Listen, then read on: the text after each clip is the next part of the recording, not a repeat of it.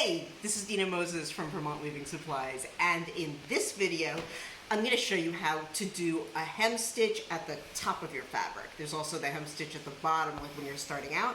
This is the hem stitch when you're finishing off. They're very close, but they're a little bit different. So here I have my fabric, and I have woven my design until I got to the end. I did 3 picks of plain weave at the end. Sometimes I do 4. This one I did 3. All right. And then I left a tail, in this case about, 3 to 4 times the width of my warp hanging out the end. Right. So this is actually my weft thread. Okay. I find this easier to do while the warp is still on while the project is still on the loom. All right. The first one is a little bit weird, and I've got that floating selvage thing. So I'm just going to include that in the first group. I'm going to take my first 6 threads here.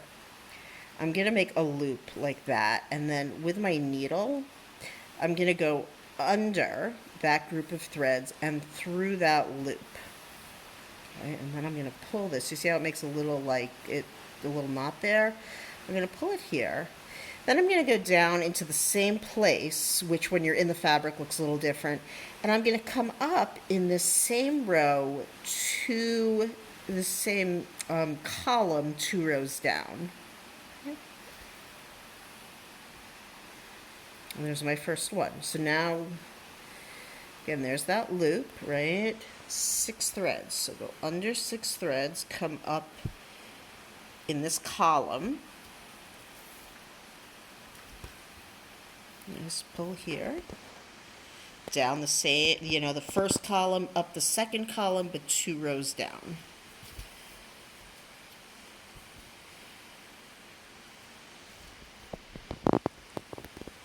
Okay, there's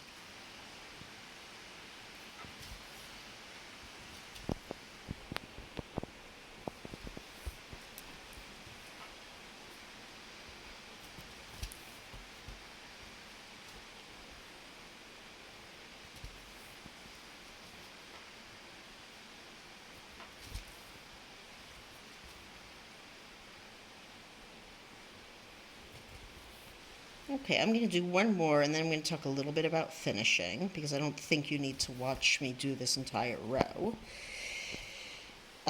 So let's just say we were at the other side, and we'd gone all the way across, all right? And at that point, there wouldn't be, like, a column down here to go into, because it would just be where the selvage is, right? So what I do is I don't do that second part of it, but I'll do that first part of it again, just to secure it a little bit.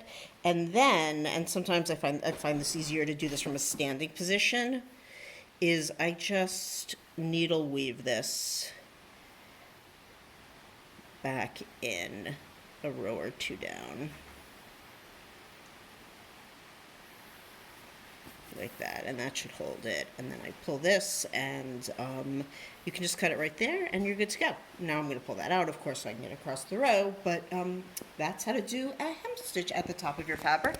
I will also share a video with how to do a hem stitch when you're starting out. Same technique, just looks a little bit different. If you are left-handed, I should have said this at the beginning, if you are left-handed, it will probably be easier for you to start at the left side instead of the right side. Thank you for watching.